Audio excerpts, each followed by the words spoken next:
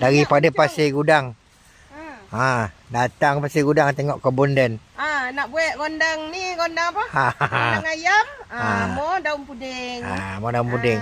Inilah daun puding yang dia ambil. Tak tahulah dia masak gondang, kita tak sampai lah kan. Sampai lah jauh. Okey. Tengok gambar je lah. Tengok gambar je lah. Okey lah tu, tak apa. Ni pokok puding. Pokok ni nak kena pruning ni. Dah tinggi dah. Nanti kita kerat. Bagi dia lebih rendah dan merimbun lagi. Ramai yang tahu akan ambil. Yang tak tahu tu dia biarlah. Dia tak heran lah. Tapi yang tahu akan ambil. Memang sedap ni.